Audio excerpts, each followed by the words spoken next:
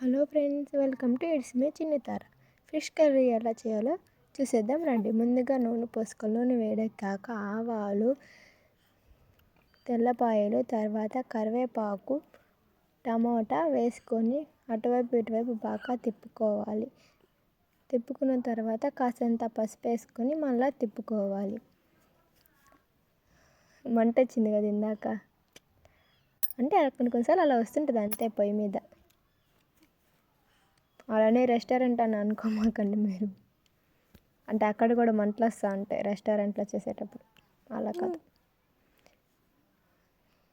అలాగే నా video first time చూసినట్లయితే like, share, comment and subscribe మర్చిపోకుండా పక్కనే ఉన్న బెల్ ఐకాన్ ఆన్ చేసి పెట్టుకోండి. మీరందరూ ఎలా ఉన్నారో కామెంట్లో మెసేజ్ చేయండి. అలాగే నా వాయిస్ ఎలా ఉందో కూడా కామెంట్లో మెసేజ్ చేయండి. మీకు ఎలాంటి వీడియోస్ కావాలో కూడా కామెంట్లో మెసేజ్ చేయండి ఫ్రెండ్స్.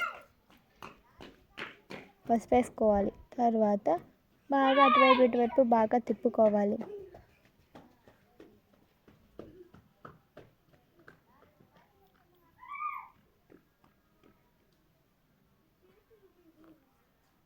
తర్వాత మనకి తగినంత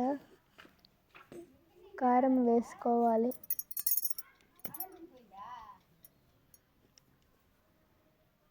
మనకి తగినంత కారం. చేపల కూరలో కొంచెం కారం ఎక్కువగా ఉంటేనే బాగుంటుంది, నూనె ఎక్కువగా ఉంటేనే బాగుంటుంది. ఇప్పుడు మనకి తగినంత చింతపండు పులుసు పోసుకోవాలి.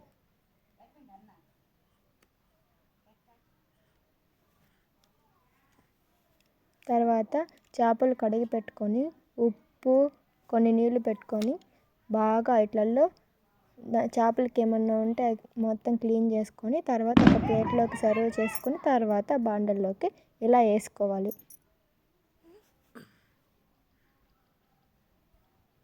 తర్వాత నూనె పోసుకోవాలి. ఇప్పుడు నూనె పోసుకుంటే చేపలు బాగా ఉడికి మనకి చేపల కర్రీలో నూనె సరిపోతుంది అన్నమాట. ముందుగా వేసుకోమాకండి, చేపలు వేసాక అప్పుడు వేసుకోవాలి. ఇప్పుడు చేప బిన్న ఉడుకుతుంది.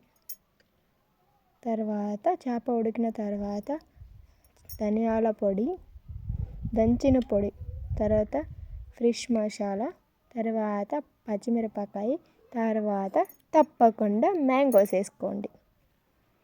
మ్యాంగోస్ ఉంటేనే రెసిపీ ఇంకా టేస్ట్ సూపర్ అదిరిపోద్ది. చేపల కూరలో మ్యాంగోస్ లేకుంటే తర్వాత మ్యాంగోస్ వేసుకున్న తర్వాత మూత పెట్టేసుకోండి. ఒక 10-15 మినిట్స్ ఉండండి, రెసిపీ తయారైపోతుంది. టేస్ట్ చేసి ఎలా ఉందో చెప్పండి. పక్కన నాయిస్ వస్తుంది, అదంతా మీరు ఏం పట్టించుకోవద్దు. Bye friends.